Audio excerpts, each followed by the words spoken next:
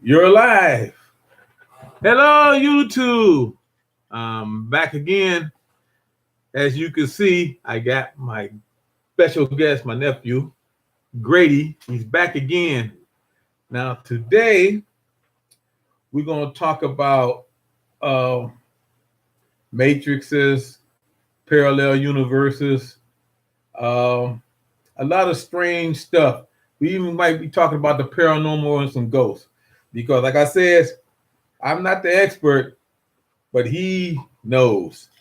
He could probably even tell you a few stories. All right, so we're gonna first of all we're gonna compare some stuff that's going on out here to what's going on in these matrices that we live in. We're gonna start talking about parallel universes. I know everybody out there believe in parallel universes.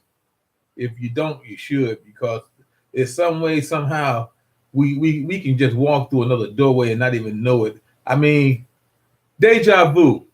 Now, what is deja vu? What do you think deja vu is? I think deja vu is when something it's almost like that show Quantum Leap, where you did something, you went left and you were supposed to go right, and so you get a reset. Right. And you're able to go right in the area that you're supposed to, but some people still make that same left-hand turn. So you think it's kind of like being in a flashpoint? Yeah, it's almost like a flashpoint where you know, because if you went left, that takes on a whole nother timeline and a scenario of in a whole bunch of things unfold that normally wouldn't have unfolded. Okay, because like I was just watching I think it was the Avengers Endgame when when they all got killed. Hey D Griffin, how you doing? Hey, Why Not family, how you doing? She's from Ohio. Okay. Hello, how you doing? Anyway, so it's like, remember when everybody died and got sent to wherever they went to? Mm-hmm. The Avengers went back and they changed the timeline. Correct. Remember? Mm-hmm. Now, is that something like deja vu? Or is that just another timeline altogether? I mean, do you experience the changes? I mean, like sometimes, like in Flashpoint, they were having memories of stuff that they never even experienced before. I think it's a little bit of both. I think because you sometimes have you ever remembered something and you like, well, how did I remember this? Or what, like I saw this show, but it was like, okay, it's a brand new episode. It's never been shown before, but you know that you've seen it before some kind of way. So I think that it's a little bit of both. It fringes on, two possibilities. Okay, like let me tell you a little story. Back in 1974, I was sitting in my room and I was listening to the radio, my transistor radio. We had back in 1974, and I was listening to Prince. Prince. Mm-hmm. 1974, I was listening to Prince, his Purple Rain and all that other stuff. I was listening to all that stuff. Back in 1974, I was listening to it on the radio. And to this day, I don't know. I mean, maybe it was a demo he had back out then. But I'm thinking Prince didn't come out for like 10, 12 years later. And I heard Little Nicky, Purple Rain, and all this other stuff that he did back then. I mean, it was just weird. I mean, I just never gave it another thought, never even mentioned it again, because maybe I might have been high, but I wasn't smoking. But you know what? That could fold into the Mandela effects, where you remember something a particular way, and then years later, you're like, well, that actually didn't happen. And that could have happened where, in that original timeline, that album got released a lot earlier. Mm-hmm. But then over time, it just, because of the Mandela effect, something changed, something switched up to where it got released later. Well, it could be, but like I said, it was quite a few years, over 10 years different. It's possible. You never know. Hey, let's make food from food. Okay. I think she's in Nashville. And Prepare Veteranist, how you doing? Veteran. Okay. Artist formerly known as. Hey, Red October, how you doing? Okay. So yeah, like I say, ready. Okay. How you doing, Stephanie? So yeah, the day you finally caught my live and you say the Mandela effect is real. See, I never heard of Mandela effect. That's why my expert is here. He would tell you all of that stuff. It's kind of like being in a parallel universe. Have you ever been somewhere and all of a sudden you go in the basement or something like that and you look and all of a sudden you seen like something just caught your eye and you look again and there's nothing there? Now I don't know what you call that. I mean, maybe ghosts, paranormal. See, I'm not afraid of no ghosts. I mean, I call Ghostbusters, but I am Ghostbusters, so I'm not afraid of no ghosts. I mean, so what do you think? I mean, do you think parallel universes are real then, right? I believe they're real. I mean, the first time I really thought about parallel universes, and this is way before the internet. This is way before I had influence anywhere else. Mm-hmm. One of the things I started noticing is that when I go on a trip, I know that it's longer going on the trip, and then I'm going on the same highway, going the same speed, and I'm coming back, and I started noticing, I was like, why did I get there faster? Mm-hmm. Get home faster? Why was the trip shorter? And I'm start thinking to myself, well, like I said, this was me just thinking as a kid, 10, 11 years old. I was thinking like, well, what if we are like there's a in the opposite direction, there might be what you would call it, like breakdowns in the time continuum or something like that, and that we actually skipping ahead, and it might be only fractions of seconds, but those fractions of seconds keep building up to where you'll return home. You done slipped through so many different time differences, and then you made it home. So that's when I first started actually playing with the idea that there could be something to. So you talking about like space-time compression then? Yes. Where it's longer to get there. Like I drove to Nashville, and it was like 9 hours. Right. But when I was coming home, it was like 8. Right. I lose a whole hour. And you don't know how you lost that hour, and you're going on the same road, you stopped at the same places, and you know us guys, when we go on a trip, we're paying attention to the mileage, we're paying attention to the time, we're making sure that, okay, if I get to this point at this time, I know that I'm doing well. But then when you coming back and you say, well, wait a minute, that's a little faster than I expected, and it happens a lot. And so I've experienced it several times in my life. Hey, SSW3 2040, how you doing? Prepared Veteran is saying it's like the Brave New World, They Live, and Soylent Green about the Matrix situation. Now I understand, because sometimes I do feel like with these 5Gs, 4Gs, or whatever they got out there, because China, they got a 6G, but it's not here. They have put it up in space because they really trying to take over whatever's going on in space. So I'm just worried. Excuse me. Messages. Hey, Sindonal.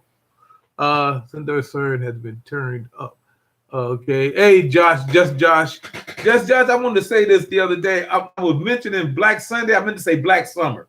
Because I know you looked at it strange. So when you talk to Appalachian Prepper, tell her it was Black Sunday, because I watched the final episode yesterday, so it was great. Final. There's only 2 seasons, so I watched the final episode yesterday. So that's just Josh. He's very good. Got a very nice channel too. I watch him where I can. So what was I saying? I was talking about the Matrix, and we were talking about They Live and Soylent Green that Prepared Veterans mentioned. So like I said, yeah, I can understand, because these 5G things out here, I don't know exactly how they work, but we got towers over here. It's a tower down by the East Ohio Gas on 61st Street. They put up a brand new tower there, for the 6 or 5G or whatever. So you think that have an effect on our brains? Is it making us being more psychic aware to stuff like that, to the like maybe paranormal, or maybe are these there to open up another dimension?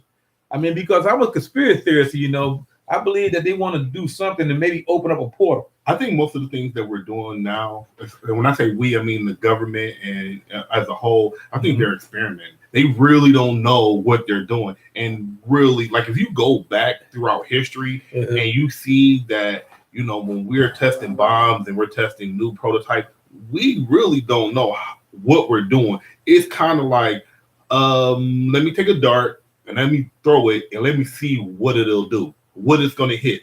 And you're talking about from them sending up a bomb detonating in space, and it almost messed up our whole ozone layer, Mhm. and we were like this far away from annihilation, and and our own government was doing that, Yeah. or when Russia was trying to build they was trying to dig a Oh. hole and to see how far they can get down in the hole, and they didn't have they say, hey, we're gonna try this out, and they said maybe we'll set bombs up under there so it can create earthquakes, so they can never, you would never see it coming because it's coming from underneath. But they just didn't know what they were doing, and it was to the point where it was going to cause a catastrophe, but they were still doing it, and they didn't know how close to devastation we were actually at. So I can understand, because when you start messing with the crust of the earth, you cause a lot of problems, especially since we sitting on a ball of molten lava under there. Detroit Prepper, how you doing? Let's see. Fallen Skies Prepper, how you doing? Prepper Trash, another good guy. He be on all the time. That's how you doing? So anyway, you was talking about just because we could, what we should, Right. that they were saying in Jurassic Park. Yeah. Jeff Goldblum say just because you stood on the shoulder of the giants and you created these dinosaurs, well, should you have done it? Just because you could, don't mean you should. And that's what you're talking about with that Russia and China and all these places, and even us. Yeah. We had that kaleidoscope that was going to create these two super atom things, and the collider, and they're supposed to collide and cause the God something. particle. Yeah. Yeah, the God particle. That's what they call it. And we don't really know what it was going to do. And we just said, okay, well, yeah, it could create a black hole, but we'll deal with that later. And it was like, what? So we're entrusting these people with our lives, and they're just right. It's a shot in the dark, and they actually thought that it could possibly create a black hole, and they still did it anyway. Yeah, because Shandoe says that he was talking about that too. He says this is 5 times the space continuum. It's in Switzerland, playing with fire. Yes. And Prepper veteran had a good comment over here. He was saying the internet created a new dimension. Yes, I think that the internet was something that they wasn't expecting, and the life of its own that it created is crazy. I think that nobody knew that the internet would be as big as it is, and to the point where it far outreaches even television. And at one point in time, they said that television was going to be the death of everyone, and who knew that the internet was going to take hold, and it's so much information out there, and so much stuff beaming into your house, and you have to be careful on what you let in your house and what you don't let in your house. Right. Hey, Annie Oakley 77, how you doing? Yeah, SSWW3 2040 says, remember Jurassic Park and Cloverfield are warnings not to create dinosaurs or create a black hole. You're right. At Cloverfield, it should be a warning for us, but the thing about it is not. And the fact that we keep playing with fire, and we don't have any say in it. Like you and I, we just sit here, and sometimes we're clueless of the things that they're doing, and then it's like we just so happen to hear about it 20 years later when they declassify some documents, and then we get that, hey, yeah, we almost wiped out everybody on Earth, but we didn't, so we're okay. Not this time. Yeah, but we created stuff. It's kind of like the fog. Remember the original, not the fog, whatever. I mean, when they had these plants and stuff like that coming, and these giant spiders was all over the place. What was that name? Oh, that was goodness gracious, but what's his name? Thomas Jane. He was Thomas Jane. Yeah. It's on the tip of my tongue. And Andrew Brower was in there. Yeah. When that's when they had the mist. Right. Just like the mist. They created something on this mountain, and all of a sudden you get these creatures from another dimension. What they did was, they had a bomb, and they didn't even know what was going to happen when they set off the bomb, and they tore a hole in our in the fabric of time, and it was an accident, because they were playing with a science that they didn't understand. Hey, Granny Marino, how you doing? Yeah. But you're right. We've been doing that ever since I've been around. You know what? Let me mention this real quick. Because a lot of people, they think I'm crazy because I always talk aliens, but you got to remember one thing. Since the 1940s, our technology, I mean, it just took leaps and bounds. I mean, it just like it just took off. We went from automobiles to jet engines like that overnight. And a lot of people say it's because of that what happened in 1941. See, I don't really like to mention that because I don't really understand it because there's not that a lot of information about it. But they had this spaceship crash in 1941 at what is it, Cape Girardeau, and that's where we got a lot of our stuff from because they call that reverse engineering. Yes, and they created the transistor. That's where we got the first transistor. Remember how big everything used to be? Televisions and everything. I mean, up until a couple of years ago, I had a 55-inch screen TV that was this. I mean, it was 55 inches, but it was this wide. Now I got one that's about that wide. I mean, it was that wide. It was almost. And the technology is booming. And I think that for a lot of people that don't understand, when you talk about aliens and everything like that, it just think about this. Throughout the years, we always had a lot of technology, but in a short of 100, let's say 120 years, now 120 years, we was in buggies and horse-drawn carriages and stuff like that, and we literally went from that to we was in space in 1960. Right. So we're talking about in like 60 years, we had a lot of from steam engines to jet engines. Yeah, I mean, we're talking about 5 years. Yeah, 60 years. That's where we was at. That was a lot. That's a lot for us to go. And you have to say, well, human, ingenuity, and I believe that. Some of it has to do with that. But I mean, it's a lot. It's a lot. Just thinking take someone who's 100 years old and you tell them what life was in 1900 and then compare. I'm not there yet. I'm not 100 yet. I'm getting there. I want to live to be 100. Yeah. But it won't take long. I mean, because like I say, things are changing, and then they talk about us living on other planets and terraforming and stuff like that. I can believe that. But right now, I think that we are in some kind of a matrix that we really don't understand what's going on, and I'm just trying to figure it out. Hey, Nisi, the everyday life of an ODC chick. How you doing? But let me see. Somebody had a comment on here, and I missed it. It was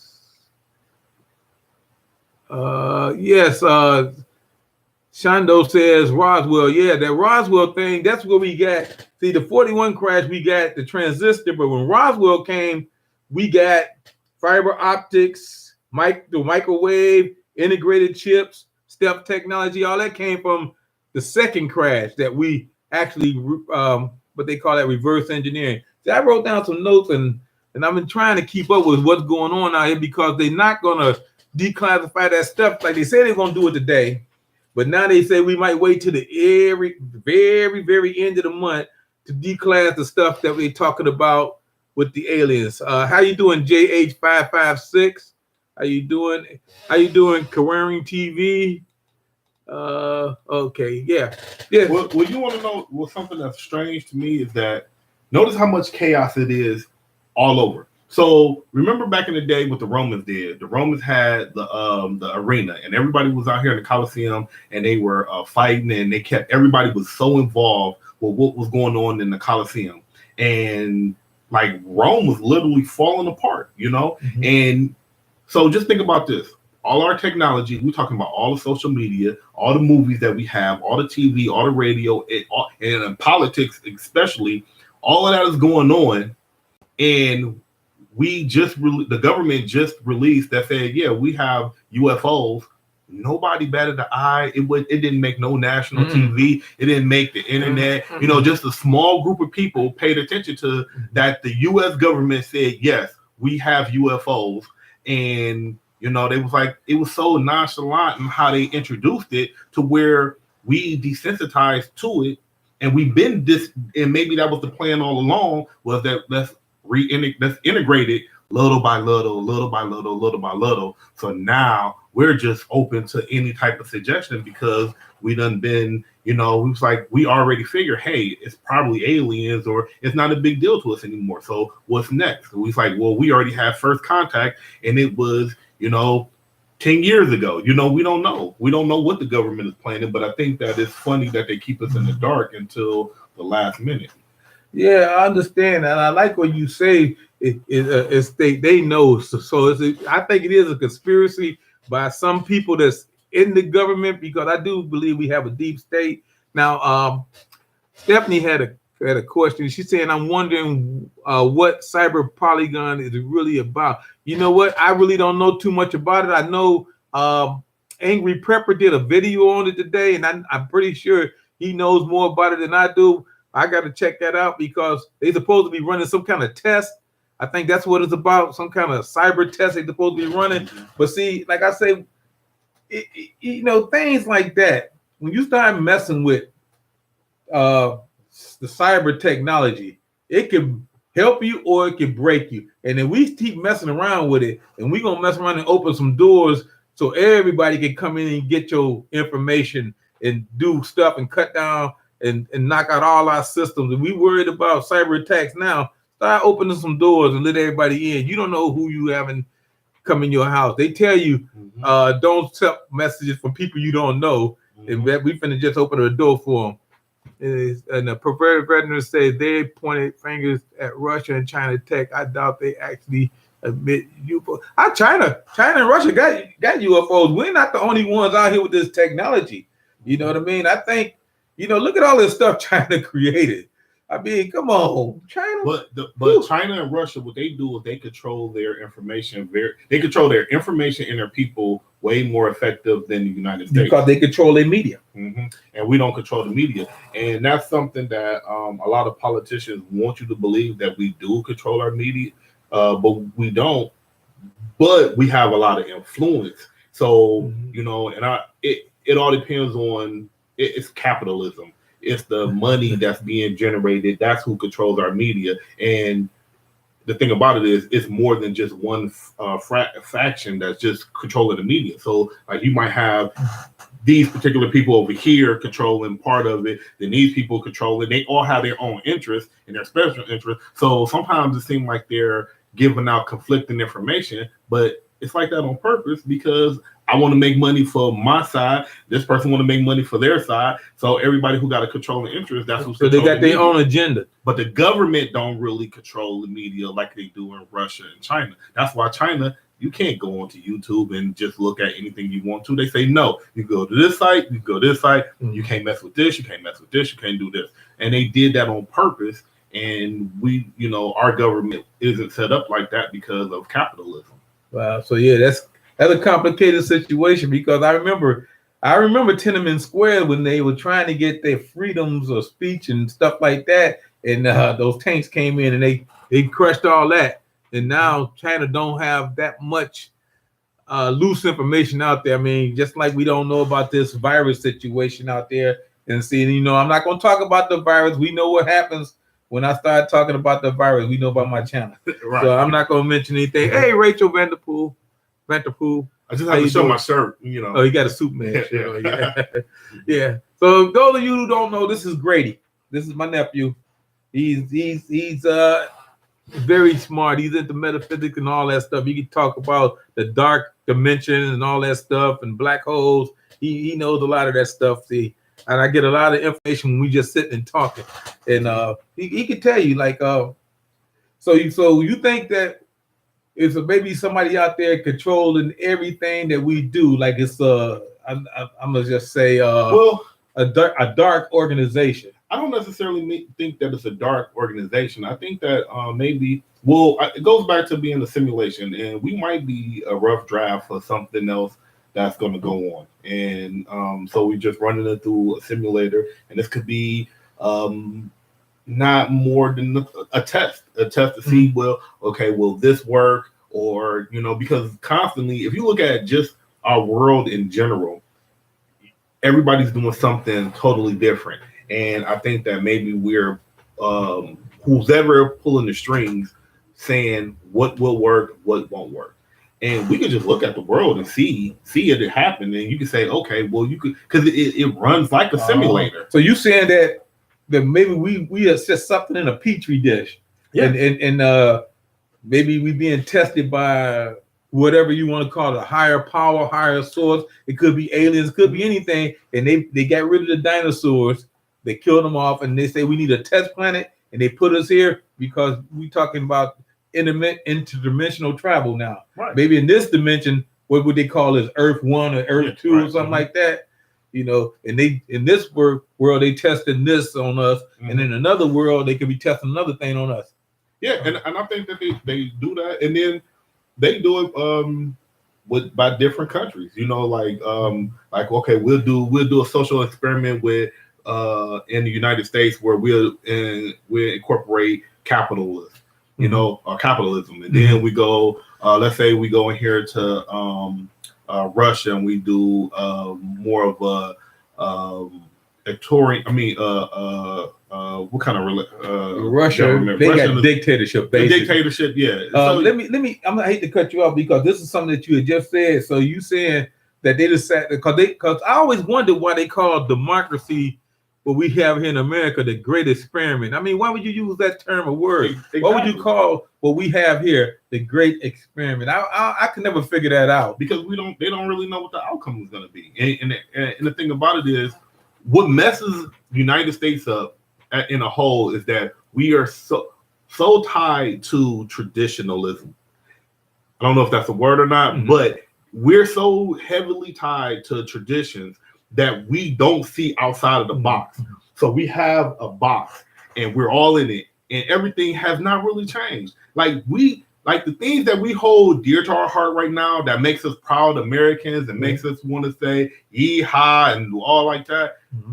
All of that stuff come from England. And all we did was we changed some stuff around, and from our national anthem to Yankee Doodle Dandy. Yankee Doodle Dandy is a slur for United States people, and we took it and we was like, okay, well, we made it something positive. But I say we hold on to those ties. That's the one we know. It's so much stuff that we don't do because we so tied up to this is a tradition, and we need to break from them traditions because that's what's holding us back as a people, and we don't get any further because we stay in those traditions. Hey, Hoot, how you doing? Hoot's in the house. Hoot, I'll holler. So, like I said, yeah, we to England. That's what I can't understand. That's why I say I ain't gonna say F the French because I try not to cuss because after what they did to us to get us involved in that Vietnam crap, and we lost a lot of Americans over nothing because it wasn't our war, but they stuck us in there anyway. But we do what we told because we're good Americans. But I'm just saying, England is the same way. They drag us into stuff all the time. You can see how they manipulated us through World War II to get us involved in that stuff. But it's okay because, like I say, I do believe there's another dimension out there. I don't know how many dimensions that they are, and I do believe that there are secret societies out there. And I see Nisi mentioned the rich and stuff like that.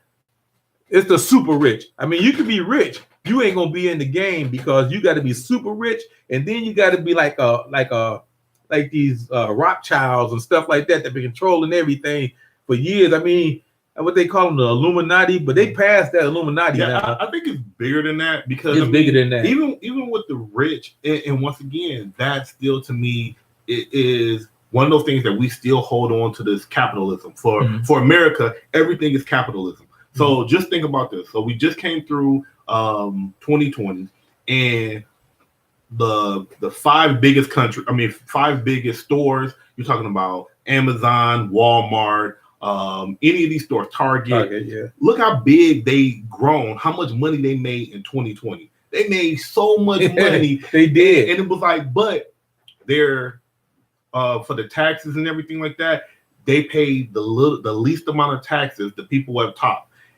And so I think that social experiment is going to where they well, I'm gonna try to be on here a lot more, but I think that this social thing is where they trying to get us to say, let's see how far we can push the American people. Let's see how much we can keep them into this capitalism, and let's see will they ever recognize and wake up. And that's a situation where they say you being woke, you wake up and say, hold on, right? What's been going on is not right. I need to take a step back and look at the whole scenario. And you got to sometimes, when you're looking at the puzzle, take a step back and look at everything that's going on.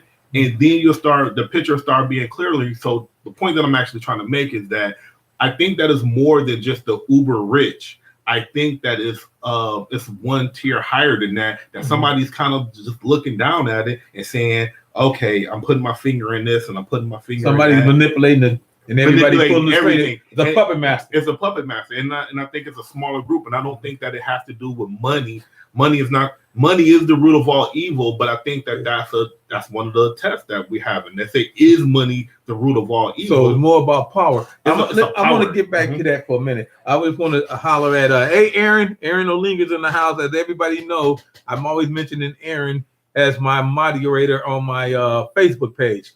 Aaron is a great guy. He got a YouTube channel. He needs some subscribers. I think he's like at 250 now, 260. I'm not sure. And yes, Sendano Shando, I am in Ohio. I'm in Ohio. I'm in the city. Cleveland. I'm right there. Cleveland. Yeah.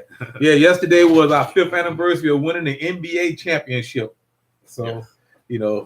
I'm proud of that because I was here. I can't say I lived long enough to see that. But anyway, so my nephew was talking about this money thing. See, the money, because we in the economic depression right now. I mean, we got all these jobs out there, but nobody wants them. But see, what's going on now is I really don't understand, because what I see is we head towards socialism, because they talking about giving everybody money not to work again. So I don't understand that. But I was brought up go to work. And you know what? And that's one of the funniest things that I think about. Like, wouldn't it make more sense to give money to the people who's actually working, who's still struggling to get their bills paid, and they say, okay, I want to show you how, that I'm willing to do the work, I'm willing to do the grind, I'm gonna go to work every day, even though I don't want to. Give the money to them, and it will motivate the people who aren't working to come in to work, because it was like, oh, because it's motivating them to stay home, so let's motivate them to go to work and give it to the people. But you know what?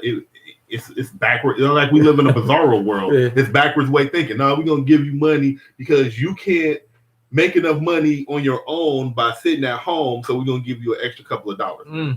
But I also don't believe everybody's going back to work, not because they don't want to go back to work. I do believe that some people don't go back because they found a new way to hustle. They found a way. They say, hey, I don't have to work at McDonald's for minimum wage or below minimum wage, or not getting crappy hours, or I got to work 3 or 4 jobs. Now, let me say, I can print my own t-shirts, or I can go ahead and do certain things, and now I'm generating my own money. It's a lot of ways that people went into business for themselves, and they got a new way to hustle, a new way to earn a living, so they don't need a regular job. And I also believe that some of these jobs, they're using it to their advantage, because somebody made a mention that we had a lot of new millionaires. Well, if you're working at McDonald's and you figured out, let's say, for instance, every single day you make $1,000, but you got to employ 20 people. So if every day, I know that since the pandemic hit, now I have to cut that, to 10 people, but I'm still making $1,000. And he was like, oh, that's good business. So I cut out this, I cut out this, and I cut out that. I said, so I'm still making my profit. Matter of fact, I'm making more money than before the pandemic. So do you think that they're gonna why aren't McDonald's still opening up their doors? They not, because they say we run everything through the drive-through. We tell people, hey, it's the pandemic and we can't get people to come in. We buy it, and then we still go to McDonald's. So they're cutting down on overhead, and they still selling their sandwiches at they raised 5%. They raised their sandwiches prices 5%. Everybody raised their prices. And they definitely making money. They can't tell me that they're not making money. And McDonald's is still having, record sales. Everybody's still making all of this money, like I said. And then they said, but they're crying. They're blaming each other. All right, let me give a holler out. Hey, plain old Chuck, how you doing? Hey, Commander Bacon, His Way Homestead. See, I got the hat on. See, this is, for those of you who don't know, this is the bacon strips right here. This is Commander Bacon. This is from His Way Homestead. In Commander Bacon's channel, I got this hat. Yes. And yes, Sendo, I know you're a Buckeye now because you used to live in Euclid. I was in Euclid 2 days ago. You know, I was at the Dave supermarket out there. Euclid is just a stone throw away. Okay, I'm sorry to cut you off. No, but Radio K, see, he's the prime example. She, I'm sorry. lost my job in 2020 and now working side hustle. I did part-time and full-time now and loving it. Okay, see, yeah. That's what I'm saying. I know people, see, and we listening to media, and media put out that oh, people just don't want to go to work. And I was like, no, they don't want to go back to the same crappy job that they used to. Now I'm doing the job that I love. It's a side hustle. Now I can do it full time and I'm making better money. I'm happier. You know, and why would I want to go back to a job that they don't care about me? Like, have y'all heard to work for Amazon is terrible? Like, it's the most depressing thing. It almost reminds me of the what's over in China. They had the camps where the kids are working in the shoe factories and stuff like that. Yeah, that's how those labor camps. Yeah, them labor camps. It's like that in Amazon. I mean, Amazon is terrible. Not that I'm saying that I won't use Amazon, but I realize that it's a horrible work condition. Yeah. Yeah, my barber, he went to Amazon. I don't know if he's still there because I hope he opened up soon. I mean, I cut my own hair. It did good. See, it's not that bad. I cut my own hair. I mean, I save me $20 a week now. So anyway, yeah, the economic system in America's got to improve. I mean, they whoever's this guy that right now is running this bank thing, he said that this inflation rate is going to drop. Right now, it's been raised 5% since all this done happened, but I don't know because, like I said, I'm not into the loop. And, you know, a lot of things, they don't let us go into the loop. I mean, it could end up a tragic event for all of us out here if everything collapsed. Because I'm going to tell you one thing. I don't know Wall Street. Now, I'm going to ask my nephew here because a lot of people might want to know Bitcoin. Okay. All right. This is my thought on Bitcoin. And I just started recently in the stock market. So I'm dabbling. I'm a newbie. I don't know a whole lot, but I'm getting the information little by little. Bitcoin is like this. I don't suggest anyone taking your life savings and putting it into Bitcoin or any type of cryptocurrency and thinking that you're going to be rich, you know, tomorrow, because the whole thing could collapse at any point in time. Because this is basically what Bitcoin is. This right here is worth $10 million. When you look at it, it's just a plastic bag, but I'm telling you that it's worth $10 million. So if I'm telling you that it's $10 million and you believe that this is worth $10 million, then this is worth $10 million. So then now it's like how many people I can get to believe that this is $10 million. And then that's what it has value. That's same like with our dollar.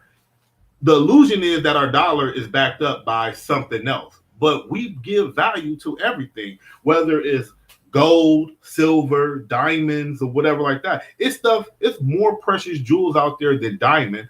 But De Beers back in the 1900s, they were not selling enough diamonds, and they said, okay, well, diamonds is a girl best friend. Diamond, when you get married, you want to have an engagement ring. Engagement rings are only like 100 years old. We only started doing that like during World War I, so that it was a symbol of love that you was doing. And then it's just another tradition that carries on, that makes money, and we put the value on it. So Bitcoin is the same way. We put value on it, and it's okay. Oh no, I just wanted to give a shout out to Makeup University. Now it's a play on words. She used to be into makeup and stuff like that. Now she's gonna show you what things are made up of. So it's still makeup. So you know, like a car is a makeup thing. You know, we'll see what it's made up of. And I like to give a shout out to the urban and gardening girl Kiki Soto. I like to give a shout out to her and Jeezy 3-in-1 and Anna Lee Brown. I like to give a shout out to them. Welcome. This is Grady with the G.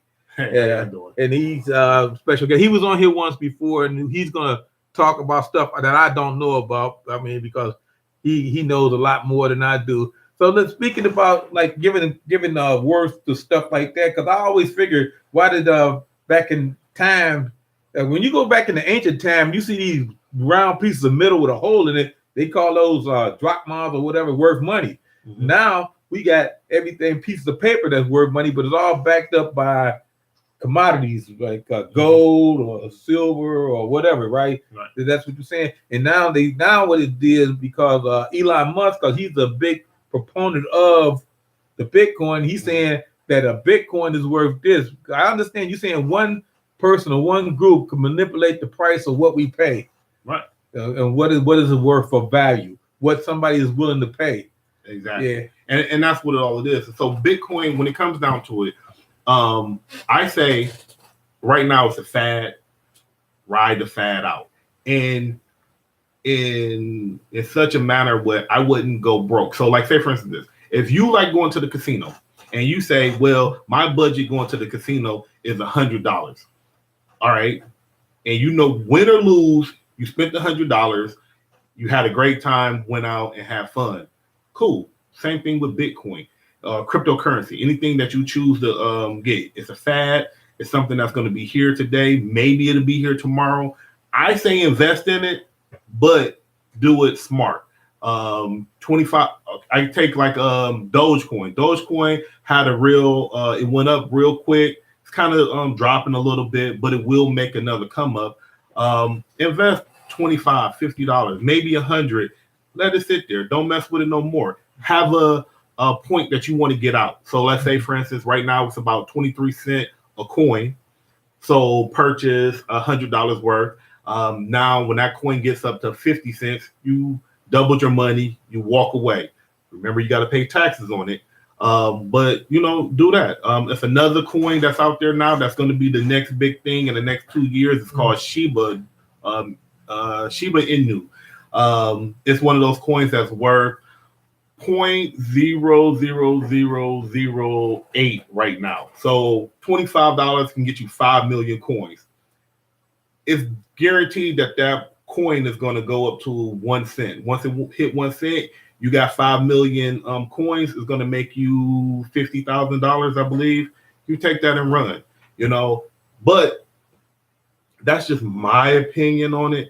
I mean, you put money it's disposable income. If you have disposable income, do it, get in, make it a game. It's not nothing that I would build my life on. You make some money. If you could say that I took $25 and made $50,000 off of it, and all I had to do was invest it one time and don't touch it, then, I mean, it's good. But don't spend your whole life savings on it. Okay. Welcome, Magic Ball. How you doing? And D Griffin also says buy gold, silver, and land. Buy land, beloved. Land. I can tell you about land. Land is gonna be worth something, because anytime that you get a guy like I ain't gonna say his name, but it begins with a B and end with a G, buy most of all the farmland that he can, and talk about building a super city on it. Food gonna go up, land gonna go up. So I'm saying, if you got your land, you own your land, hold on to your land, because here in Cleveland, I can tell you right now, they doing something called regentrification, where they want to buy all the houses in the inner city and redo them. See, I live in a good spot. I get 5 and 6 calls every day, but somebody want to buy my house. I'm not selling. Okay, well, anyway, let me get back to talking about this matrix thing, because I think we got a little sidetracked, but it's always good to know stuff. And right. I'm glad to see people are connecting out there. So connect with some of these people that you don't know. We always got to support each other on YouTube. I mean, we all are one big family, and you might learn something from some of these other channels, because I know I have, and like I say, it's good to get together. So anyway, you know what, and just piggybacking on that, the fact that it's a network, make sure you network with everyone, because it's always a lot of information out there. A lot of my information comes from books and YouTube, and say, for instance, somebody say something that you really don't agree with, or you're not, not for sure, cross-check it. You know what I'm saying? It's no problem with that. It's not about calling people out. It's just that everybody has a different level of information. And so when you cross-check it, and you're like, okay, well, I learned a little bit from this person, and I learned a little bit from that person. And then you put it together and form your own, whatever thought that you want to have, and, go forward. So communicate as much as possible with everyone and network, because you'll be surprised on what kind of people and friendships and bonds you can build with that. You heard it right there from Grady. He knows. Like I say, he knows. He knows. See, like I say, some of this stuff out here is far beyond my capacity to figure out, because I always try to figure out a lot of things. And like I said, they say right now that Tesla, he could talk to aliens. Aliens was in their head. A lot of these people, these real smart people, had aliens speaking to their heads. And then a lot of people that were abducted, I don't know anybody that was abducted. They say that they have aliens speaking to them in their head. Now, do you think that's true? Because I really don't know. I mean, I do believe people have been taken and things have been done to them. I don't know if they've been probed or not. Some of them say they've been probed. I don't know. I don't know. I don't want to be probed. I don't know what that's about. But I'm just saying some of them have saying that they have been abducted and that they, they've been, had a what they call them things, ovaries and stuff, and sperm stuff taken out of them, and they created new humans. Are we just the passing fad? Are we going to be replaced maybe by artificial intelligence, by these things that coming and messing with our bodies, or are they implanting stuff? Because some of them say they still got stuff put into them, transistors and stuff that can be tracked. I don't know. Now, just think about this though. People have been talking about getting stuff placed inside of them, and since the the 60s and 70s, and they've been talking about abduction. And just think about it now. We are like back then they were getting snatched out of their bed or walking home from work or whatever like that. Now we are this new technology where I can now press my hand up against my door and it pops it open, or I can I can use my thumbprint to do all of these things because I have a computer chip in me. It's like there are some communities out there that everything works on this computer chip that's implanted in your arm, or I think it's on your wrist. On your back of your hand. Yeah, and you just use it and you get it. It's like a gated community and you use it. I'm like, they talk about giving humans barcodes when you're born. Yeah, that's real. Can you imagine your baby being born with a barcode?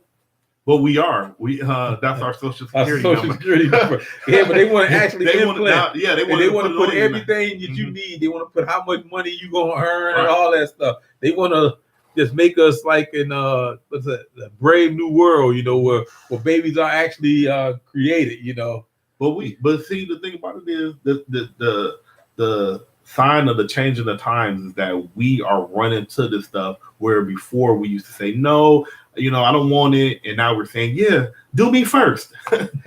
Yeah, we can't feed ourselves, but we can create ourselves. That's strange. We playing God with a lot of stuff that's going on out here.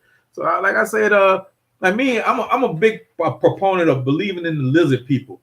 I believe in the lizard people. I believe in aliens, and I believe in that we're in the middle of a war between the lizard people and the aliens. The grays or whatever they call them.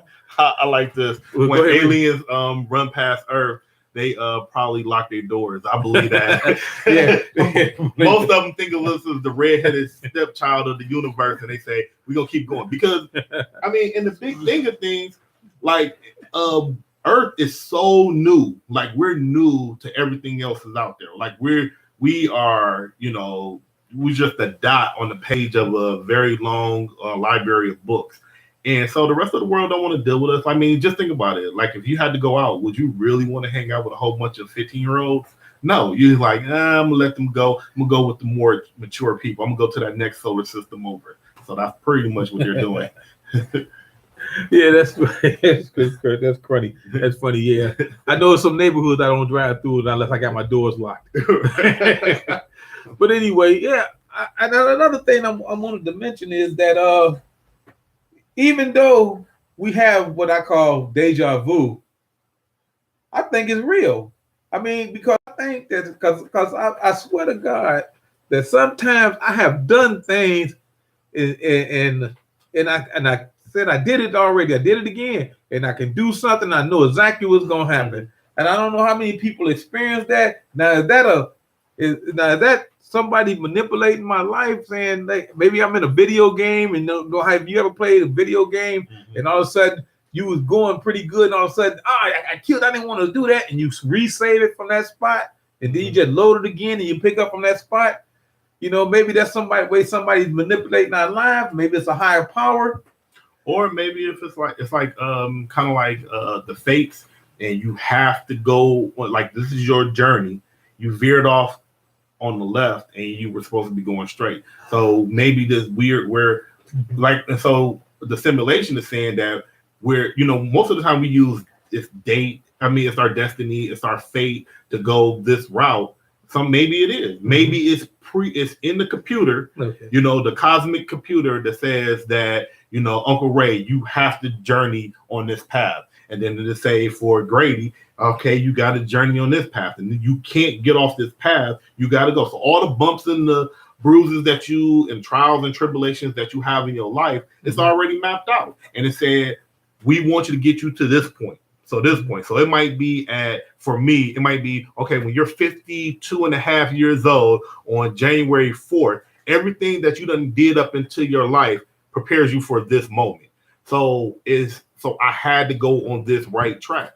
And we don't know what that track is, and because I missed that moment because the 52 been gone a long time ago. That must be for you. but maybe your track was to make this YouTube channel, and then so now you're connecting with hundreds of people, and then those two people who would have never connected might connect, and who knows what kind of information they can pass on, or they could save the world. You never know. You're right. Because it's like what's that movie, The Terminator? Remember how they went back and they were doing that time travel, went back to change the future and stuff like that. And then in the next Terminator movie, it happened anyway. And then another one, it happened anyway, but they had to go back. And each time they went back, it still happened. The butterfly effect. Yes. Butterfly effect. Perfect example. Yeah. That's good movies too. All of them. I like them all. Yeah, you like I would have said the butterfly flaps his wings in New York. It affects the whole world. Yep. Yes. And you know what? The thing about it is a lot of these theories that we're going through, I experienced them as a younger version of myself. I just didn't know what they were called. Like I didn't know it was a name. I just was like, I would have these thoughts and I was like, okay, and then when I got older, I was like, oh, well, I'm not the only person who thinks like that. And now I'm starting to have, a community of people who have similar thoughts, and it was just like, I mean, the first time I think I ever dealt with the Mandela effect was the Bear-Stein Bears, where it was like, well, it never was the Bear-Stein Bears. It was the Bear-Stein Bears or something like that. I can't remember which is which, but I was like, wow, because I always knew it was spelled with an E. And then all of a sudden they said, no, it was Bear-Stein Bears. And it threw me for a loop. So I started to want to look into more of Mandela effects of things that happen. And so that's how I got started down this path. Right. Because like I say, and I see where Stephanie is mentioning about the dreams. She said four of her friends was pregnant. She dreamed they were pregnant and they weren't pregnant. And stuff like that. I have dreams. I think I told you guys about one of my dreams that bothered me so much it wouldn't let me sleep right. And I mean, until I told her, and now I sleep okay, but I still have dreams about stuff like that. I mean, what do you think about dreams? You think dreams is another way that our brains is connecting to the galaxy, to the universe? Because Edgar Cayce, they call him the sleeping psychic, that he could predict everything on accurate by dreaming. He was connected to the Akashi Library or whatever it was out there in the cosmos. Now, what do you think? I mean, I only can speak for myself, and I know that I've had dreams that he was clean now. Yeah, he was clean now. He was clean now. PG-13. But I've had dreams that I dreamed a whole scenario. Say, for instance, something small like getting a car or having a particular car or going to the movies or having something specific happen on a specific day, and I was like, oh, it was a good dream or whatever like that. But then you forget about it, you go on with your life, and then 10 years later, that dream that you had came to life. And you're sitting there and then you having that deja vu moment, like, I know I did this before. Like everything, you could sit here and you can say, well, I know this was right here and that was right here. But, so did I dream of something that was going to happen to me in the future? Or was it a simulation? Or was it programmed in my head to have this particular day? Somebody said God's plan. I mean, who knows? But all I know is that I've experienced things that I'm like, I sat down and I was like, I can tell when I've had deja vu or that I've had something from a dream. And it's so vivid that I have to sometimes sit back and say, wow, what happened? Like I know I experienced this before, or I know I dreamed this before. So what do you think about like these prophets out here, like Nostradamus and the other prophets that's out there? But everybody always want to know about Nostradamus. See, I know a little bit about Nostradamus because I read about it. I think I'm not for sure on Nostradamus. I think that most of the psychics nowadays are fake. I think that if you're the people that's out making $1 off of this, I think they're fake. I think the real psychics are going to be people who are low key and they're not exploiting their gifts. If somebody's out here getting paid, like Sylvia Brown and all of these people, and I don't think she's alive anymore, but tell them who Sylvia Brown was. Sylvia Brown, she used to go on Montel Williams a lot. And the one thing that would really made me mad about her was that she talked about the girls that got abducted in Cleveland, Ohio, and she was wrong. It was 3 girls, and she was not that she was wrong. She was way wrong. Like she told this lady who was grieving over her daughter, she said, "Your daughter dead," and it was like, wow, like how did she? I remember that. So it was a lie. It was a bold-faced lie, and and we put people who gave this lady money and said, "Hey, tell me about this," and it's a scam. And it was a couple of shows that exposed a lot of psychics and shows how they pick their candidates. It's basically they pick people who want to be scammed, really, because it's not that you want to be, but you're so primed up because you're looking for an answer, and you can't accept the answer that life is giving you. So you're looking for an outside source or a psychic source or a spiritual source. Okay, hold on. We're not talking about prophets or seers. We talking about psychics. Now, prophets are different and seers are different. I believe in prophets because I'm from the prophet generation. If you seen my video that I did about what was that, the fourth turning? Yeah. I'm from the prophet generation. I'm talking about psychics that get Madam Cleo. Yeah, psychics. Madam Cleo. Psychics that's getting paid to do their craft. I don't believe in them. So we don't want you to, when you go out the door and get the wrong impression, we don't want you to go to these psychics either saying, I want you to read my fortune tellers, basically. Yeah, right. Because we got a lot of them here. But like I said, Edgar Casey, I wish I knew more about him, but they won't let you know because of what I understand is that the government got all his prophecies locked up. You cannot go see them. You cannot read them. The government can. I researched him once before, and it was years ago. But I mean, you was the first person who told me about him that I wanted to look more into him. And yeah, his information is real scarce. I mean, you really got to do a lot of digging to get his information. And I was shocked that it's not out there with Nostradamus. They try to keep him quiet. They keep it quiet, and I think that they want to cause a stir. But it's a few people out there that, like I said, it's people out there that's on legitimate information and they're out there. But if somebody's claiming that, if somebody getting paid for their craft, most likely they're a liar. Hey, Humble Lion, how you doing? But let me tell you something. Like Nostradamus, he's been around a long time. They let him stay out there. If they could control or actually figure out what he was saying, they would lock him down too, because it's all the information. Those who have the information control everything. It's just like the TV media that's out here right now. I see Grady want to mention something about this because he almost fell out the chair. Go ahead. No, I want to tell y'all about the Vatican. The Vatican has so much information. They have so many libraries and so much information about dark magic, alternative universes. They got about aliens. They have all of these things, and this is the crazy thing about it. They already have this. I'm sorry, I'm a little hyped. Go ahead, get hyped. But they already, like, for aliens, they already know that, okay, it's a plausibility that there's aliens. So in their mind, they said, well, here's our response to whether or not, if somebody asked us about aliens. So they came up with a response. So why would you come up with a response to something if you didn't believe in it or you didn't think that it was plausible? So the fact that they came up with a response tells me that they know more than what they're letting on.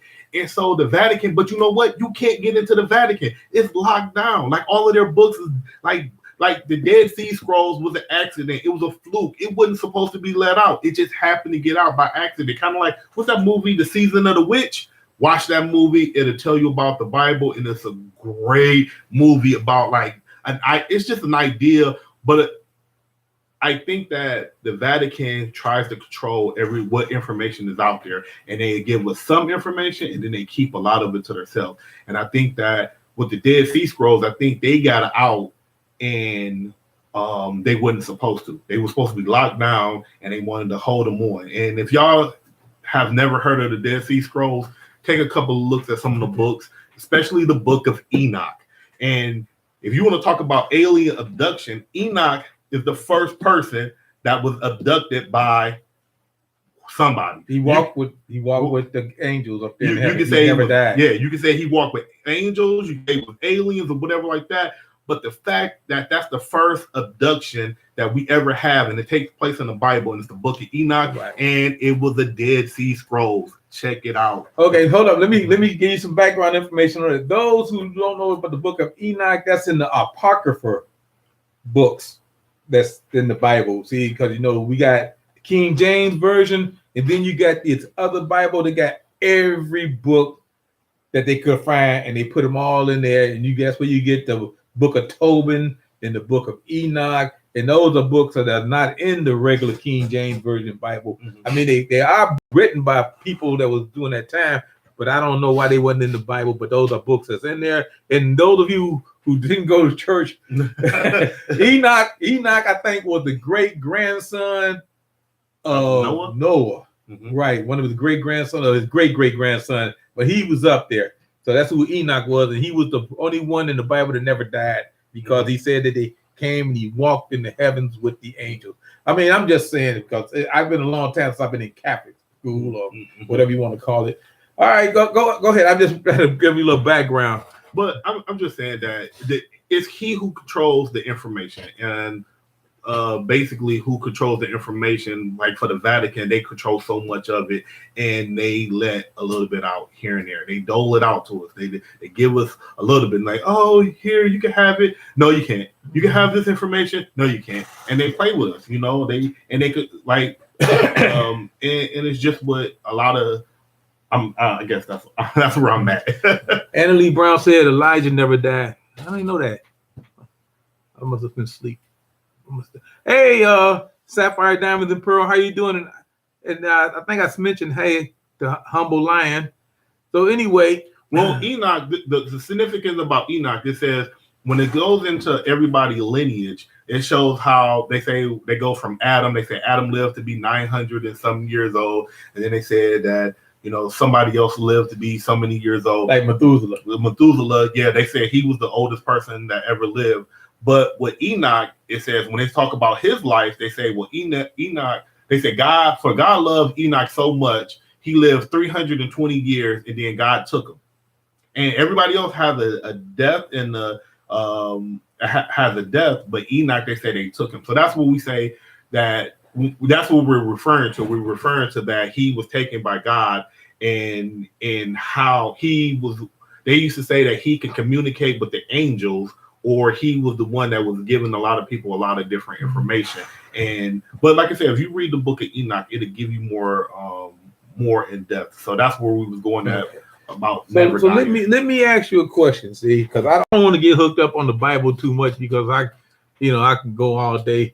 Right. But let me tell you, okay, what about what's going on with these aliens out here that the government don't want us to really know? They're saying, well, that the stuff out here might be from a foreign country. Now, I know no foreign country that can have that kind of technology that these alien ships have displayed. But I'm gonna just say, they don't want to release the report. You see what I'm saying? They delaying the release of the report. They trying to undermine what they're gonna release, and then they find out that they only did like 150 sightings that they actually investigated. Now, I'm thinking if you go back to the time back in the 30s when they were seeing stuff, even in the cowboy era, where they were seeing spaceships and unexplained lights and stuff like the lights I see in the lake sometimes, and I don't be drinking. And I mean, it's just stuff that they want to investigate that they just pick and choose the ones they would do. Now that sounds like a cover up to me, but like I say, this government and the other governments, they all in collusion together because they know things that we don't know and they don't want to share with the rest of us. Well, I think that because once again, I think for the whole world, we're dealing with a bunch of layers, like an onion. And I think that so much is at play that you have to stay in control of your area. It's kind of like, I'm gonna go back to a comic book reference, but like in Old Man Logan, the actual the comic book, not the movie. The comic book, everybody was carved up. They carved up the whole United States, and you had the Incredible Hulk. He was in California.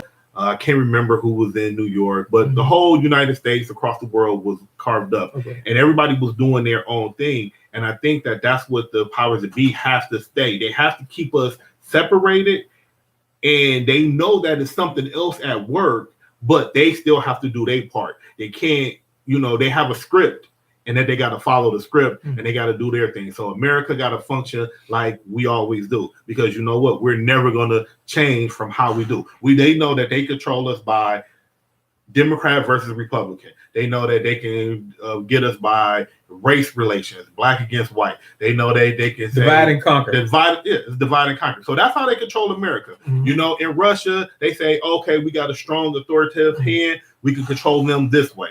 China, we can do them this way. They know how each one of us, how to control each region. And so they play their part. And then nobody bucks the system, but then you still have a puppeteer at the top masterminding everything and making sure that everybody's doing their thing. And as soon as somebody's not doing it, then we have to handle that person. Okay, let me Nisi corrected me. Enoch wasn't Noah's great grandson. It was the other way around, because she got the lineage right here. Say Enoch is the biblical figure prior to Noah flood, and the son of Jared and the father of Methuselah. He was, I can't remember that name. Anyway, he was before Noah, right? But they were related. They are related, right? Somehow, in the Bible like that. Because if you go in there, they have all these begotten, and you can go crazy. But as Grady was saying about divide and conquer situation, let me give you a little more history. I don't know why I like to throw this little history stuff out. I read too damn much. But anyway. Now, everybody remember the last Tsar of Russia, and the King of England and what's his name? The Premier of France and the Chancellor or whoever he was of Germany. They were all related. All the royal families in Europe, even in Switzerland and all of them, they all related. You see what I'm saying? So even the Nazis in England and British, you talking about Queen Elizabeth, she got ties to Hitler and Nazi Germany. Yep. Go ahead. Oh, go ahead. No. But see, what happened was, now people, I don't want to say this, but I'm thinking it. And it scares me to think this, because you know what happened to Russia back then when the communists took over, And now, they had the communists, they had the czarists, and then they had the common people, and then they had this little small group off to the side called the Bolsheviks. This is like 1917. Right after right in the middle of a world war, they started the fight for control over Russia. So the Communist Party actually won. So Russia became communist. Now, but inside that party was another party, which was the Bolsheviks. And they didn't like what the communists was doing, the socialists or whatever. But then they was getting ready to fight the royalists, that wanted the king back or whoever, loyalists. But they were mostly of peasants and stuff like that too. But they had army people in there. So these two were finna fight. But they had this little organization in there, the Bolsheviks, that was sitting back in the way while these two fools would fight each other. This other group led by Lenin, who was a socialist, communist, Bolshevik, or whatever, Bolshevik, he came out And when them finished got killing off each other, his little red army, red group went in and took over everything. And that's what I see is happening right now between these Republicans and between these Democrats. They're gonna fight each other and mess each other up. And then another small group gonna come out of nowhere and take power. And then next thing you know, we got a country that we don't even recognize anymore. It could be controlled by one man, it could be controlled by a socialist. I don't even know anymore. Because like I said, see it's coming. When you get the two big groups punching it out, then the little guy come in and take over. And we need to stop that right now. We need to get together as an American people. We need to get on one page and start doing things for the country that is good for the country and not for these big corporations that making all these money and stuff like that. But I just had to throw that out. I'm sorry, I might be off. And I just want to, I think it was Hoot Holler or Hoot Owl Hoot. Hoot Owl Holler? Yeah. Okay. And I don't know if it was a male or female. I'm not for sure. I can't see that far. I got even with my glasses. Y'all see I got thick glasses. But one of the things that it's called the Dead Sea Scrolls. And you can look it up. They will come in one Bible, or you can buy individual books. I actually bought the Book of Jubilees and the Book of Enoch. So you can buy them separately, or you can buy them as a collective group. But that's what I got. I was more interested in Enoch and the Book of Jubilee.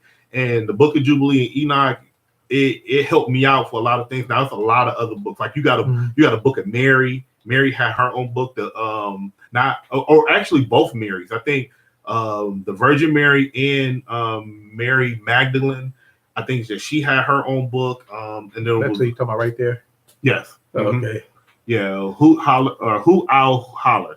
So you can, like I said, if you want to look at something, look at the Book of Enoch or the Book of Jubilee, or just start researching the Dead Sea Scrolls, and then to give you that's pointing you into the right direction. Or you can just buy the King James Version with the books of Apocrypha, like I did.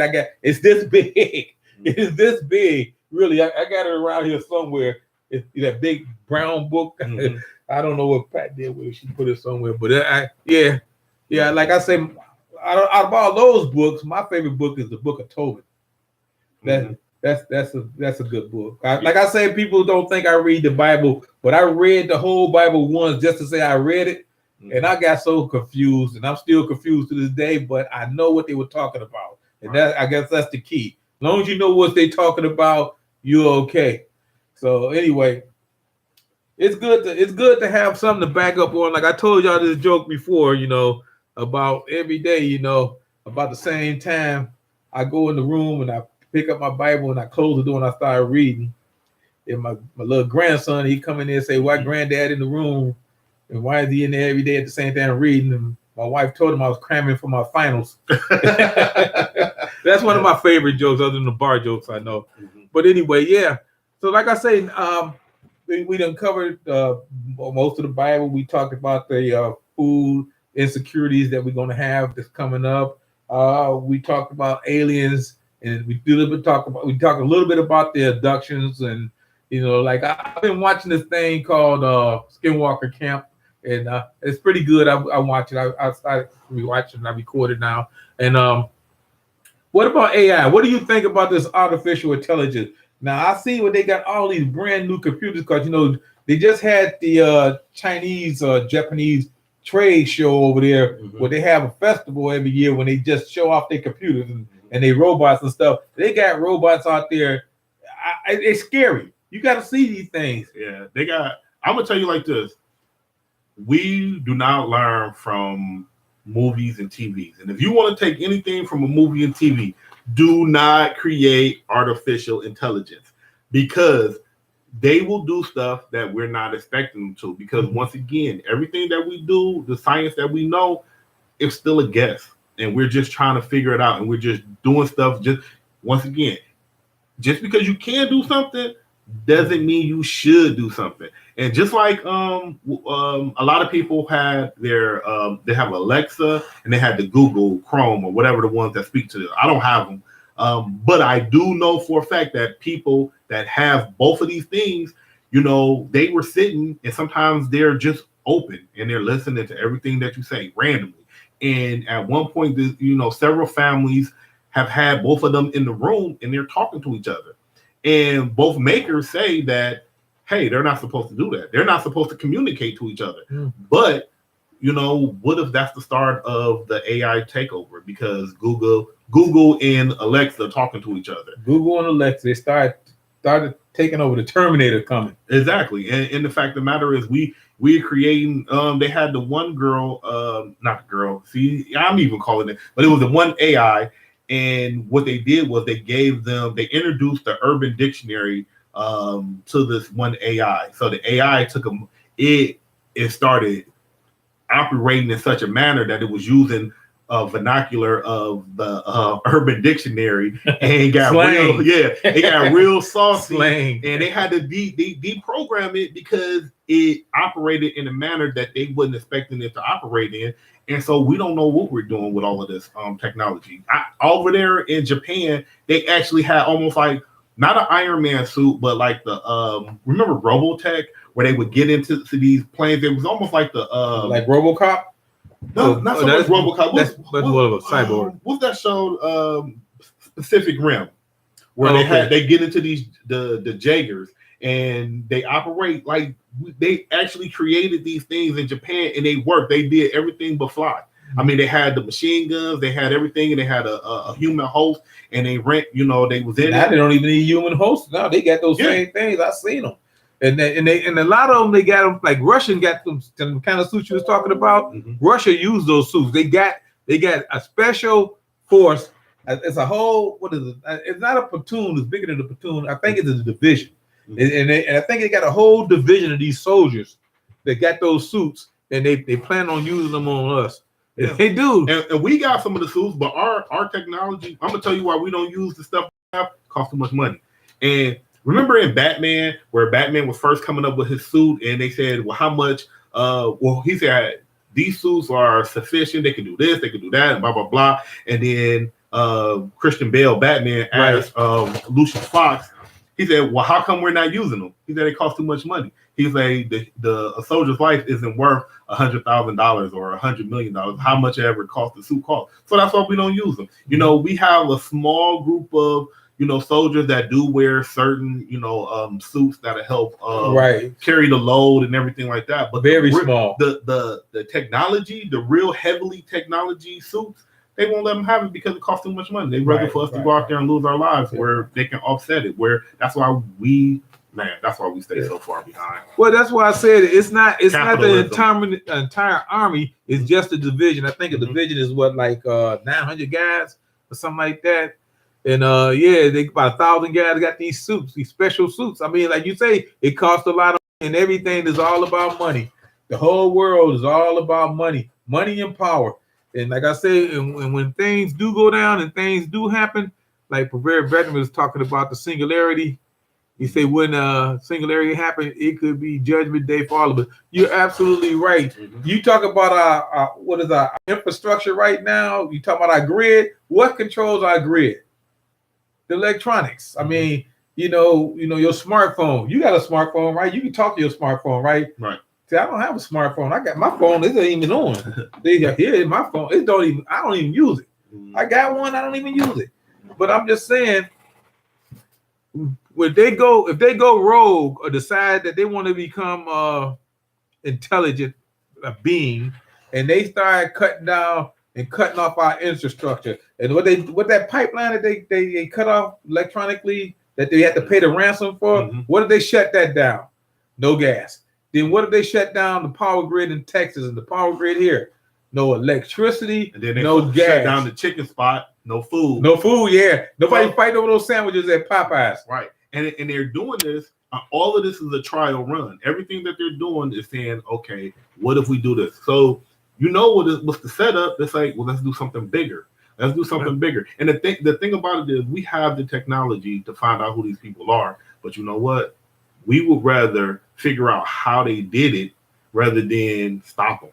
So it's almost like we want them to continue to hack us and everything like that because our infrastructure is crappy. Oh yeah, everybody know that. We still using 19th century technology as far as that goes. That's why Nicholas Tesla, if he was alive today, we would have totally different energy system, and our grid would never go down. And he was going to do that, but he died. No, it was capitalism. I mean, he died. I mean, true, but I mean, but capitalism. The fact that Edison was really like we at odds with him, and he controlled the narrative. And you're talking about Edison really wasn't the guy that we think that he is. And if you want to know more about him, you'll have to look up the things that they say he created and what he actually didn't invent. You know, as far as Tesla was the truth, but then what they did is time and time again they started discrediting him, and then they started messing with him mentally, and then all of a sudden he became crazy. And I find they say he became crazy, right? But I think it's because the aliens was in his head because he was still inventing stuff. He just knew too much. Yeah, sometimes you know too much. And I think that a lot of it was maybe Edison really took a toll on his life. Oh yeah, and I just don't, you know. And the funny part about it, he used to work for Thomas Edison. A lot of people don't know that he worked for Thomas Edison. He was far greater. He had a far greater mind than what we really appreciate. And so, you know. Well, you know, like I say, he who has the money makes the rules. Yeah. And Edison had the money. He bought a lot of patents from other people and stuff like that. And, you know, he became rich and famous and Ford Motors, you know. But one of the things also that you were talking about is that we don't, let me get my thought across. We are still so stuck on traditions and everything like that we don't change our thought process to anything. And until we start looking for alternatives and start like doing things differently and thinking outside the box, we're going to be a slave to the way things are. There's no reason why we should still be using outdated technology. Right. Fossil fuels. Fossil fuels is so outdated and it's going to run out eventually. You know what I'm saying? We have the capabilities to do more, but we don't pressure anybody to do more because it becomes that capitalism notion that they say, let's use fossil fuel because we're going to make more money off of gas. We're going to make more money off of coal in these aspects. But it's always a political angle that they're ask yourself why they're pushing these certain things. Because like you have to be an intelligent-minded person and to look at fossil fuel and solar fuel or solar power energy or wind turbines and say, okay, one of them is like just looking at it, you know, comparing them side by side, you know that, okay, there's unlimited amount of wind. Solar is the way to go. Why are we still using fossil fuels, which is going to run out? You know what? On that point, you know, Bob Lazar, you know, he used to work for NASA. He not at Area 51, but another one on black sites that was out there, and he was one of the engineers that said back in '89 that he was on the team that reverse engineered a lot of stuff, and he said that aliens had gave him an element 115, which we didn't even have on the periodical chart when I was in school. We didn't discover it until 2004, but this was 1989, and he said this power source it's something that we never. It's like a magnetic power source. When you see them people like hovering and stuff like that, he said that's a power source that we have, and that the government is holding it back for special reasons. I don't know. Maybe they got stuff because he said that we built ships using that power source. I don't see them, but maybe they know something. Maybe they're gonna leave us. Maybe something coming to destroy the planet, and it's gonna be like 2012 when they had these ships hit inside of a mountain, and only certain people gonna be able to leave the planet because he said they got ships by this power source. And like I said, and I never believe it. I mean, I did believe it. I don't believe it because I never seen it. But then when it came, now I believe it. So we might be getting left here. That's why they're going to go to the Mars and the moon. I mean, just think about it like this. Some people like Elon Musk, At some point in time, he must have came across some information that made him want to get into space travel and accelerate. I mean, to the point where he's like, I just saw the other day. What's the one from Bezos? Jeff Bezos. Oh yeah, he's actually talking about he wants to he actually wants to go in space now. Now I heard it was a petition that if he goes into space to just leave him up there. but I say all of that and just to say that why is all of these rich people wanting to build their own space ships and want to go to Mars and want to do this, and they're fast tracking it. Like they're doing whatever they can, and Elon Musk trying to get somebody on Mars. He's trying to build a colony on here. Maybe he found out some information. Like I said, I'm just saying maybe he found out some information and found out that he wasn't going to be on the ark that take certain people to to the next planet. So he said, well, I got to build my own. He was like, I got enough money, so I'm going to build my own. And I said, I believe these suckers down on Earth, and I'm going to be up there on Mars with my Teslas. And you notice how funny it is that when Elon Musk started to create the space program he got, NASA started creating their own again. Even though NASA don't even use spaceships anymore, they piggyback on everybody else, including Elon Musk. A space program, but NASA is starting to open up and create their own again, which is kind of strange. And those rich people that you're talking about, they bought all that land out in Greenland and in New Zealand, and now they figuring out that won't even be safe. So now they figured out the only safe place is going to be on another planet, which is Mars. And that's why everybody's trying to get to Mars. And it seemed funny that out of the blue, and what made it funny is that a lot of people have their issues with Trump, and I'm not going to say too much about Trump and not to make it political, but maybe Trump saw something. What was that book in National Treasure where they had that was the Book of Secrets, the Book of President's Book of Secrets. And so what if Trump saw like, hey, the aliens coming back in 2025? He said, what?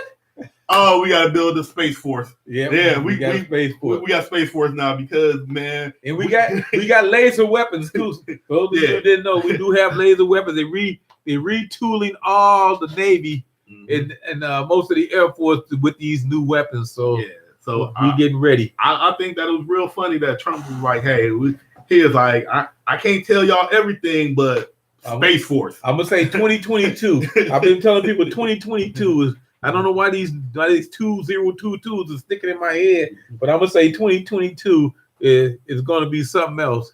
I mean, I do believe some I almost said shit. Some stuff is going down, and it's going to be interesting to see what really happened. But I understand, because if you start looking at the technology and start looking at things, you can live on Mars. People say, well, they don't even have houses on Mars. You won't have houses on Mars. They got these cubicle things that they can build that's even nicer than houses and stuff, but they airtight, and they got their own oxygen preparing system that you can create oxygen. You see them people that got them oxygen tanks that they walk around with, those small ones now. That's the same technology that they got in these houses. It's not like the big tanks that we used to have. They got the small ones. I guess they call them Engigen, something like that. So now you can go up there. They got these prefabricated houses. They like nice campers, but they're not campers. Don't get me wrong. But they really nice complexes. And they just land and they open up and they fold up and they open up themselves. And you don't even need nobody to put them together for you. Just need some flat space. That's about it. So those of you who think that going to Mars is a joke, it's not a joke. You don't spend the kind of money that these people are spending, even though a lot of it's taxpayer money with the U.S. But you don't spend that kind of money not thinking that you're gonna get a what do they call that, a significant income back or whatever it is. Income might be the right word, but if you mean that you can go up there and your life is saved, then that's good, or your family life, or your grandkids' life, or whatever. But that's one thing you got to worry about. Let's see. Eli Bretness says Eli keeps talking about a war. Yeah, because he, like I said, he saw something. He saw something, or he some people. It's the guy. Oh man, I can't think of his name, but he looked at the social conditions and the economic, and he could pick every president. He's picked every president for like the last 50, 60 years. I can't remember what. And accurately, he picked them, and he can. And some people can read that like he do, and he can look at the social unrest. He could look at the economy. He could look at the world, everything that's going on, and he can say, well, because of X, Y, and Z that's going on, this is what our future holds for us with this and that. Elon, and he smoked a lot of weed, so he's tapping into his third eye and something, but he knows something that's going on, and he's, like I said, he's ready to get up out of here. Like I said, all of a sudden he's fast tracking, making sure that I think he's putting out satellites up there now, whatever like that. He's even talking about having his own space base and everything like that, and it's just a jump off point. Yeah. How you doing, Leah? Leah's in the house, and the Recycling Homestead is in the house. How you guys doing? Don't want to forget anybody. Yeah, because when I get to talking, I just skip over people. But yeah, I understand. And like I say, and maybe that's why we having so many issues here, because they're not really trying to find a solution. They're just trying to temporarily bandage it up. It's like the ship is, like what they say, the ship is sinking and all the rats are leaving. Yeah. So, because maybe that's it. Hey, free handly maid, how you doing?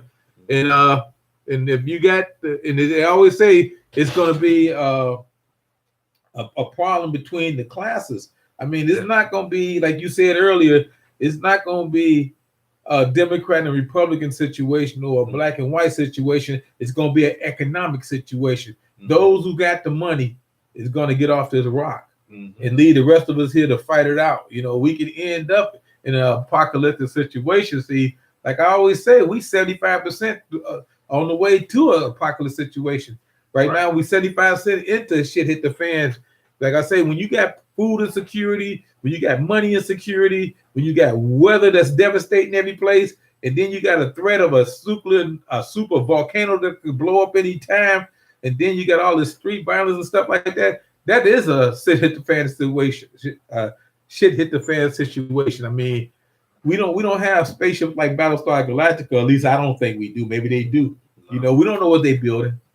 So the best thing for us to do, I think, as a whole, is I think that we should, like for Americans, take a step back, look at what's actually going on, and we ended.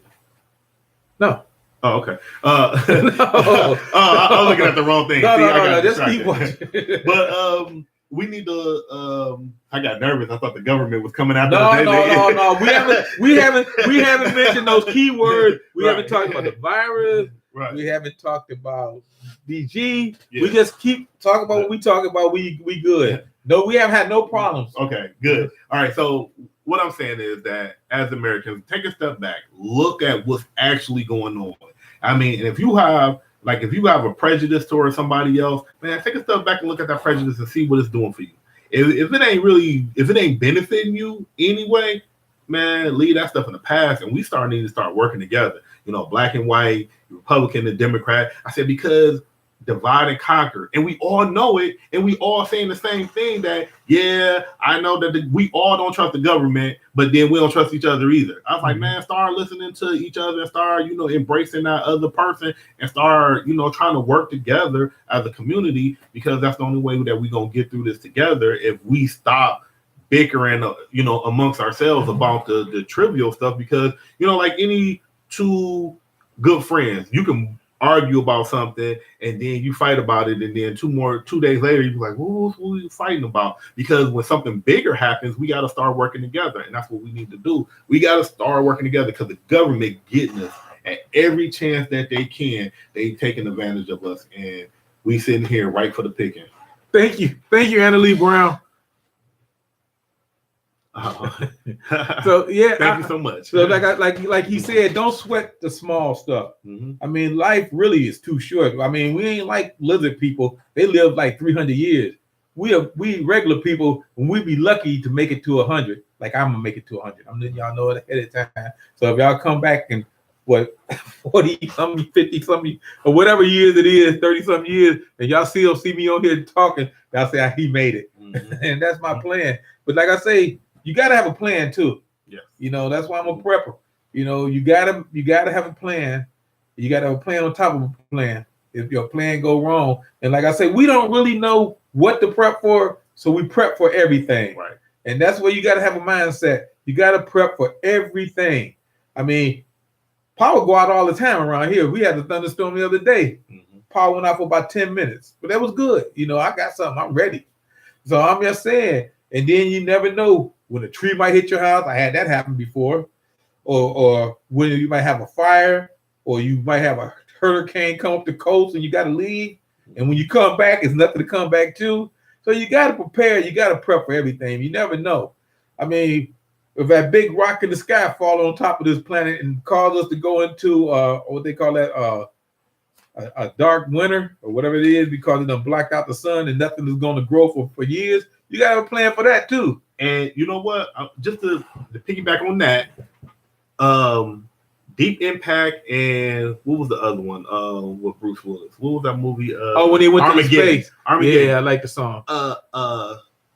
You talk about the odds of asteroid hitting Earth is like really, really possible. It's one of those things where they say it's not if it hit, they're talking about when it hit. That planet killer. We're talking about the planet killer. And they said we avoid it every year by inches. And when we talk about inches, not actual inches, but we're talking about the relatively on how close we come to, the end every year.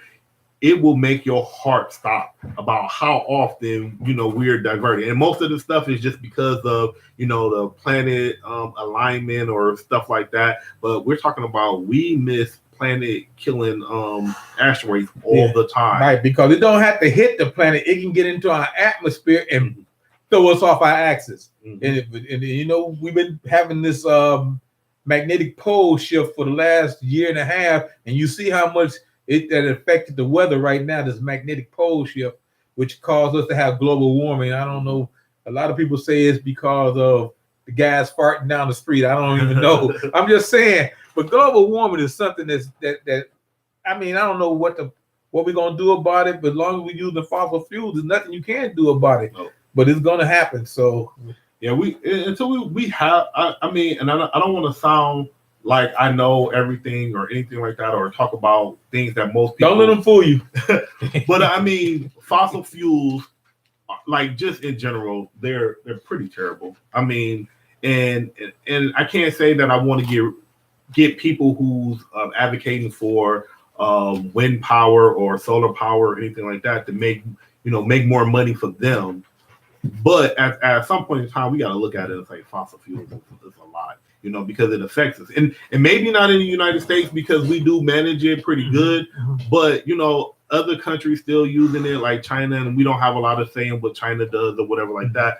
But if you just look at what it does, like on the, I was just reading something and they was talking about how much damage, it was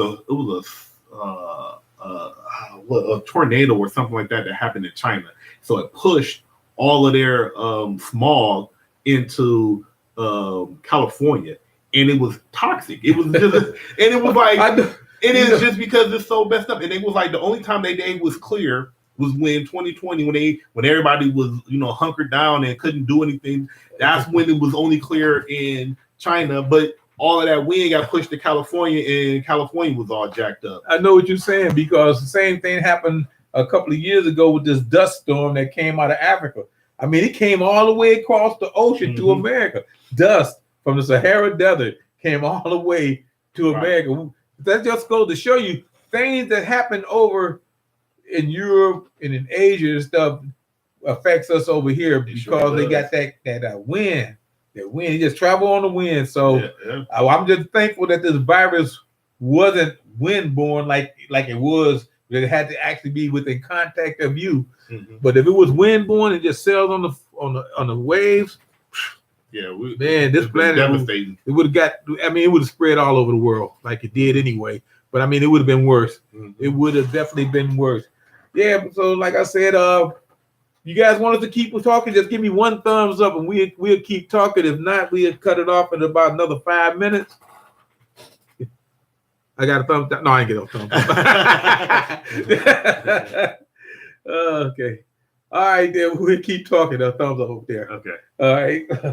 So anyway, so like I said, we gotta prepare for everything, and like I say, one of the most dangerous things when you do have a situation where everybody got to be locked down, I don't know if it's gonna be government come knocking on your door, or if it's gonna be your unprepared neighbor knocking on your door. Mm-hmm. I mean, because you can't help your unprepared neighbor. No, you just can't help them. I mean, they should have been preparing. They should have been watching my videos. Now, right. but the government come knocking and they say, "Look, we're FEMA. We come to help you. We want to take you somewhere." Now, it's gonna be everybody's individual choice. They can go or they can stay. Me, I told you how I feel about the whole situation. If they come in and they start blaring the sirens and tell everybody y'all got to evacuate the city and leave, everybody gonna be gone. I'm gonna be still here. That's the best thing that can happen to me if there's no people around, because you will know as well as I know the most dangerous thing that's gonna be out here when everything goes bad is people.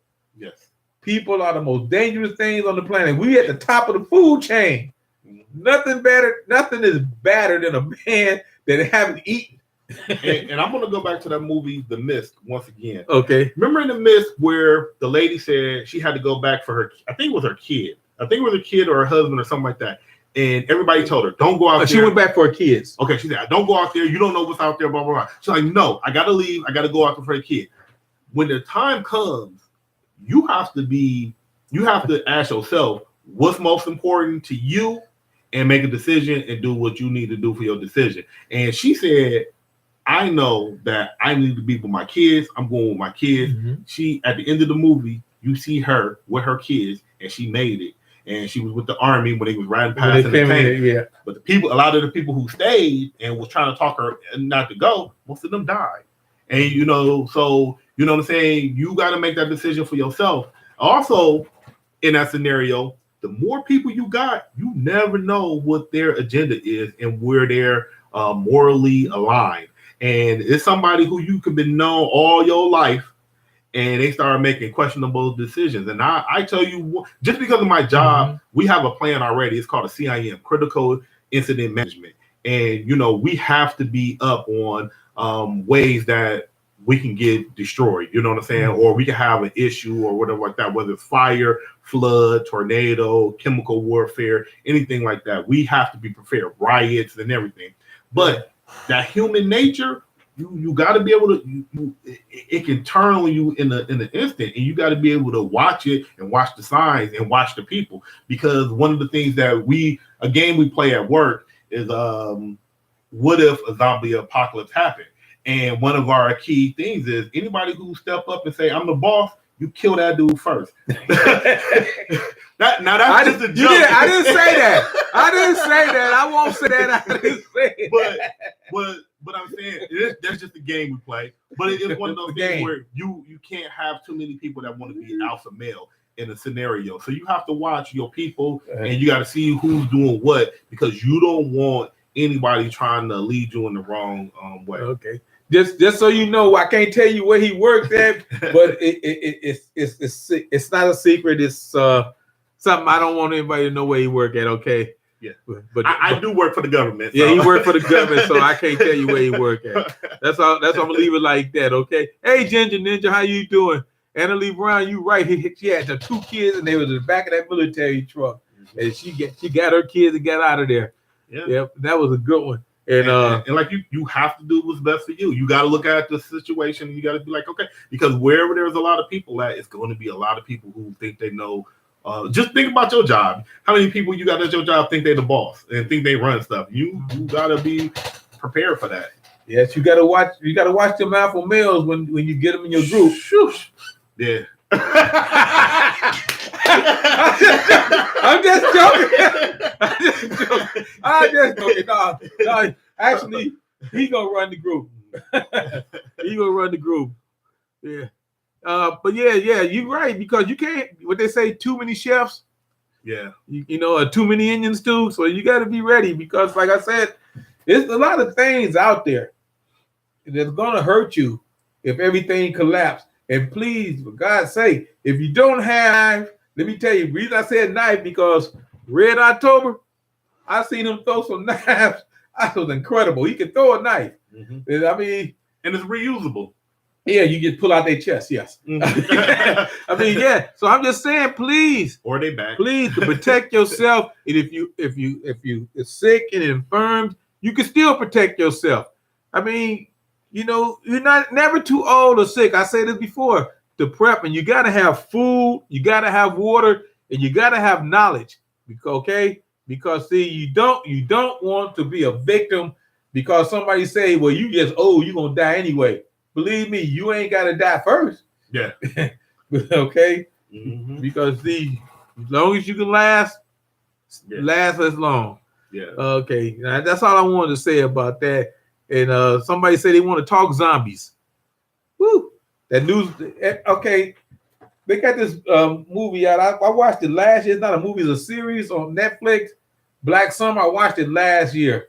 It was only one season. This year they had part 2 come out, the second season.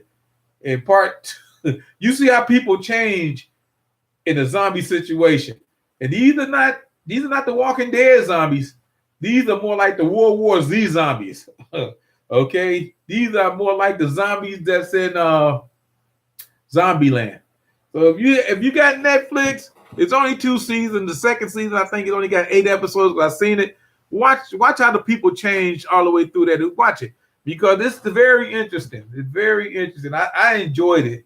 You know, so that's enough talking about zombies right now. Because, like I said, I still want to talk a little bit about being in that matrix because, like I say, there's so many different situations and scenarios that could make us end up in a matrix if we're not already in a matrix. Now, I'm gonna go back to 1938. See, me and my history again. I think it was 1938. Orson Welles did War of the World, and maybe that was a test run. Maybe we were in the matrix, and they were just testing us to see how we will react to an actual space invasion. Maybe it did happen. Maybe it was happening, and they got Orson Welles to come out and say, "Well, it was just a radio show. It never really happened." But maybe it did. We don't really know for sure. But maybe something happened, and they were just testing to see how the public would react. And back in 1938, and then when the aliens see how we would react, how violent we will become as a people, they just say we can't handle this. And that's why the government won't release this information because they feel that we cannot handle this. So that's why I think that we're being mind controlled by the media, who is helping the government, who is helping themselves, who is all about money flying around to control what we thinking, what we eating, and all this stuff. Because with this fake meat, I like a good pizza with real pepperoni and sausage on it. I mean, I didn't want a fake meat on my pizza. You know what I mean? I tried that fake cheese years ago when he had that fake cheese, and then I started eating real cheese again. I say, no, it's night and day. And that's how I feel about fake meat. I can't eat it.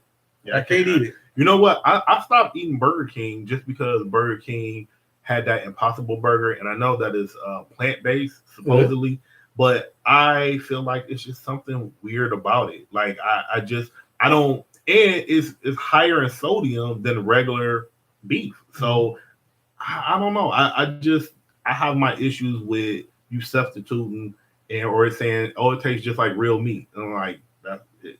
I just want to, what tastes like real meat? Real meat. Real meat. Real meat tastes like real meat. That's what I want. See, I'm still on real meat. Yeah. Just limit how much how much your intake is. That's what I think. It's over there. What did it say? The government. Yeah. You see what it said on it? Yeah. Okay, I don't know nobody in New Mexico. I have no idea who that is. It's in New Mexico. I don't know who that is. Yeah. The answer machine got it. Yeah, we're gonna leave that alone. Yeah, because every time I get on here, That's what happened last time. We started getting phone we calls. started getting phone calls, and then they cut the channel off. I told you, they you see a man out there, you see little drones flying over my house and stuff like that. Yeah, the government. They pick and choose because see, there's some strange things that be happening around here, and I have my own thoughts about what's gonna happen. Because if things do happen, and if you live in the Washington D.C. area, you need to move. I'm just saying because everybody in the world, I've been watching too many Olympus down, White House down, and all this stuff, and it made me think they want to destroy the seat of government. You see what I'm saying? Mm-hmm. So if the aliens do come, they're gonna go right there and they're gonna take out all of that. You know what the worst thing that we ever did is that we showed all our enemies and everything how bad we can be defeated. The fact that on January 6th, not to get political, but I'm just saying the act of them storming the government, that gave people saying, hey, if we really wanted to, we could have took out all of Congress. Yeah. And the thing about it is we showing our weakness on TV, and it was televised. They said the revolution will not be televised. It was televised. It showed how to It showed how to take down America. And the thing about it is we need to start being more smart. That's why I say, as a people, American people, we, not U.S. citizens, we need to come together and stop the bickering, because that having us at odds with each other is causing us to be weak. And you cannot have, if you look at a basketball team, if you got a basketball team, you got 5 starters and they out there and they on the court and they doing things, and that one of the starters get hurt, and you don't have nobody to replace that one starter, then you're weak. Then let's say 2 of your guys start arguing with each other. So now you got a hurt guy, you got 2 guys. These 3 people are not going to be effective. Now you got 2 people playing basketball against the other guy's 5. You know what I'm saying? You have to be smarter than that. And you got to stop. We have to stop bickering amongst ourselves and stop showing our hand about how weak we actually are. And we showed everybody how weak we are on that day. Yep. And everybody's been picking on us ever since. They've been talking bad to us and stuff like that. They testing us, but that's okay. That's okay. They say you keep poking the lion, and you know what's going to happen? You'll end up in that lion's belly. And that's us. We're American. We are the lions, and you keep. That's one of my favorite sayings. You're gonna end up in somebody. Get in my belly. Right. What was that movie? When that little guy was running around and that big guy was trying to eat him. Oh, Austin Powers. Austin Powers. Get in my belly. Yeah. Oh, before we go any further, I do want to say hi, Brittany. That's my girlfriend. How you doing? Oh, we're doing shout outs now. Yeah, I know she's at work watching. She worked for the government too, so well, type in a message, Brittany. If you got a YouTube, if you can get on YouTube, just type in a message. Mm-hmm. Hey, Gardner State Gardner, how you doing? So look here. Like I said, this political issue in America it's just a mess. It's going to be a mess for a while until they figure it out, and they haven't figured it out yet. So there's nothing I can do. I'm gonna just sit back and watch the show because. You turn on any channel and they digging up on dirt on everybody. So I'm waiting for them to have me on there digging up, dirt on me. Irving Grandpa Pepper did this back in 1948 or 1938. I'm just waiting. They dig up dirt on everybody. It used to be the tabloids. Remember the tabloids? Do they still have tabloids out there? They still have tabloids, but the thing about it is the tabloids it is tame compared to social media. Yeah, like the tabloids can't even go as far. And then some of the tabloids is becoming reputable, news sources and outlets because their stuff is like, oh, okay. I used to be in line at the supermarket. I pick one up and they got them covered. They got space aliens abducted so and so and so and so and killed this cow. And I used to go in the line. Right. You be sitting there and they got the tabloids, but the National Enquirer and all these other ones, and you just look at them and like, man, look at this. We got the lizard lady with a fish tail. Mm-hmm. But now you don't have none of that out there. The tabloids are gone. What you got is tabloid TV. Mm-hmm. And you got tabloid YouTube. You got all this misinformation out there. They call it fake news. I'm going to just call it what it is. Bullshit. Mm-hmm. Now, I can say bullshit. Mm-hmm. I just can't say shit. I'm just kidding. I'm sorry. I didn't mean to say that. I'm just kidding. So anyway, but yeah, my rule of thumb is any information that I get, from wherever I get it from, because I'm all over social media. Like I got TikToks, I have Facebook and everything like that.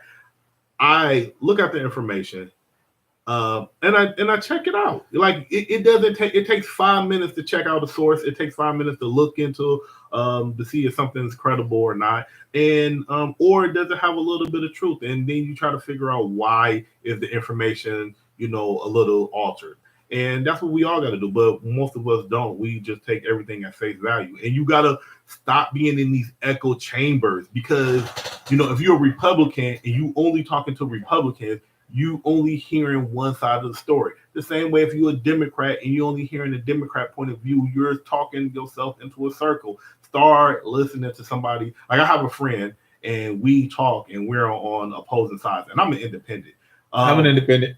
But we talk and so we come to because we both see things in the middle. And so he's one of those people that I can talk to and we bounce our ideals off of each other. But we come into it with an open mind and know that at the end of the day, this is my friend, this is my dude, and his experience is a little different than mine. But we able to communicate and talk and chop it up because we are valuing each other, what each other brings to the table. And we need to start doing more of that. And I don't think that we do it as much as we should. Stop letting them see us, bicker with each other. Yes. Who brought up a good point? Huda Holler brought up a good point. He was mentioning back in 1933 when FDR told people that they had to give up all their gold. Oh, I could not. I just saw that not too long ago. I was watching I'm sorry, I got hyped again. Okay. But I just saw that a documentary on that, and it was crazy because that's what they did. They just said it was illegal to hold gold. If you had gold, it was illegal. And they was coming there and taking your stuff if you didn't turn it in.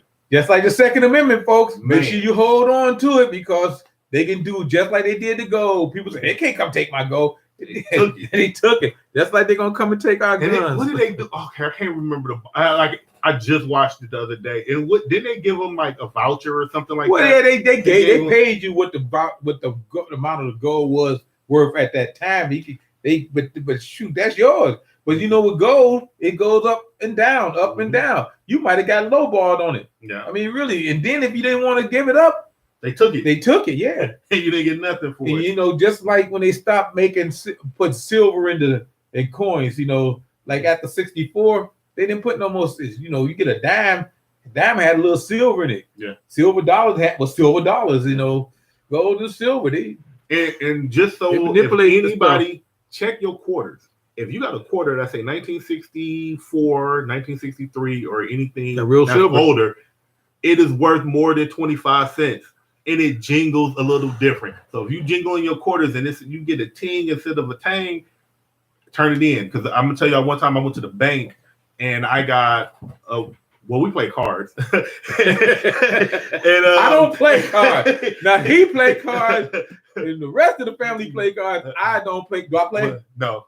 He's the DJ. I play music. But we had I went and got quarters to play cards, and I had $50 worth of quarters, and all of them were 1963, 1962, 1964, and I went to go wash. I just happened to wash the clothes that one particular day, and they made a weird noise, and I was like, well, I'm trying to do some information checking up on this, and found out that each one of those coins was worth $3 to $10 a piece, and I had $50 worth of coins like that.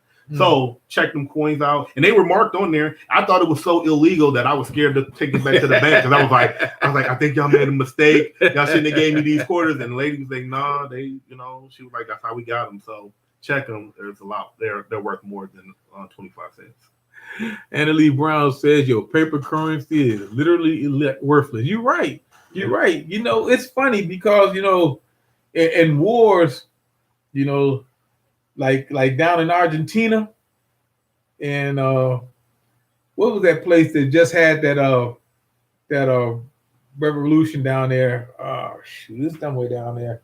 Venezuela. Oh, yeah. Venezuela. People were making $300,000 a week, which is about $10. Mm-hmm. You see how worthless their money was. Argentina currency was literally worthless. They were throwing it in the street. It was worthless. because it had no value because Argentina had nothing to back it up with. Mm-hmm. So I mean, that's what could happen. You know, currency. And it goes back to what we were saying earlier. Is the value of American currency is what the Americans say that is valued at, you know, or our government tells us. They tell us that this dollar is worth this, but companies out there saying it ain't worth that, and that's why inflation keeps going up because you know they telling you we want more of your money, and they trying to take as much money as they can from us. That's why everything keeps going up. Like, oh my goodness, the cost of living and everything like that is ridiculous. Yeah, it is going up. It's not getting any cheaper. That's why I said I forgot whoever this guy is. This head economists keep talking about. Even though we got 5%, we had a 5% hike in inflation. That it's not going to get any worse. I don't know what he's thinking. I don't know what he's smoking. I mean, he probably got him a medical marijuana card. He probably getting high. But I'm just saying.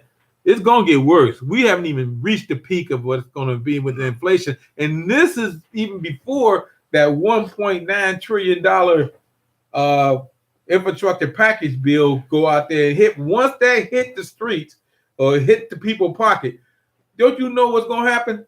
Everybody going to want to cut. So everybody going to raise their prices on everything. Gasoline, food, price of feeding your chickens is going to go up. I mean, everything is gonna go up. But this is what I want to tell y'all too. Also, like, so we know we in debt. We trillions of dollars in debt. But who we in debt to? China. Foreign powers. Right. Ain't that weird? Ain't that weird that we in debt to China? And you know, we was in debt to Russia for a lot of money. Yeah. But what did Russia do? They got rid of all their debt with us. They got rid of all their debt because they want to fight us. Exactly. So they don't do business to say, hey, this dude owe me fight. Because if I owe somebody $100 and then they can fight with me, you think I'm gonna pay them that $100? Nah. So you know what they did? They sold their debt off to other people so they can get their money. Saudi back. Arabia bought most of Russians' debt, just in case you want to know. And what's that Emirate, the Arab Emirate or whatever? Mm-hmm. They bought most of Russians' debt. They bought all that debt that Russia owed to the United States. They paid it off. They bought it from Russia, so they won't. So Russia don't owe us nothing. I mean, some people do. I mean, it's minuscule. Yeah. It's not like. I did a video on this. Come to think of it, a few months back, I was following the money, and maybe that's when they started following my channel. Yeah, the people in the black and the MIBs following my channel. I'm just saying, it's just one of those things. And like I said, any of this information, I know most of it because I definitely go down the rabbit hole a lot. But it's out there, and like I said, all you got to do is start paying attention, look for the signs, and it's so much, what it was on. The truth is out there. The X-Files. You got to start looking at it, and how carrying an open mind, and paying attention. All right, look here. It's been over 2 hours, and I think I'm gonna cut it off here because I never talked 2 hours on this before. This is as long as I've ever been, and I really appreciate everybody showing up. And I hope you guys enjoy Grady. I had a good time. I like to bring him back again. It's hard to get him to come back sometimes because he be waiting for those aliens to come and probe him. So no, I'm just kidding. But yeah, so like I said, we'll be back soon. Like I said, I don't know when, and I still will be on tomorrow at 2 p.m. my usual time to do my live. But yes. So we're going to cut it off here. You got any questions that you might want Grady to answer before he had to go? Because I see somebody said he used to work at a bank on 2K. I think it was Anna said she worked when 2K hit and she was at a bank. Mm-hmm. And she got a lot of stories to tell. I like to hear some of those stories sometimes. So next time you get on there, just throw out a few of those stories because I can tell you some stories about 2K too. Oh, yeah. You know what? I got a few stories too. Yeah, I remember that a lot of people wasn't born when 2K was around. What was that? 1999. Yeah, like Prince, party like it's 1999. Yeah, I remember all that. Yeah, I got 9/11 stories, 2000 stories. Yeah, well, 9/11 is your birthday, so we got a story about that too. Yes, it is. They say we love Grady. Please come back. I will come back, and I'm gonna try to make it more often. So, like, I just really be all over the place and everything like that. But I'm gonna try to come through a little bit more often. I be trying to get him on here, you know. Yeah. You know, because I'm an old man. I start talking, I fall asleep in the middle of my conversation. I'm just kidding. Mhm. All right, then. Look here. Hey, Lori Lawson. I'm glad you guys enjoyed them. So, like I say, I'm finna go. So, I see you guys later. And thank you very much for tuning in. Thank you, YouTube, also.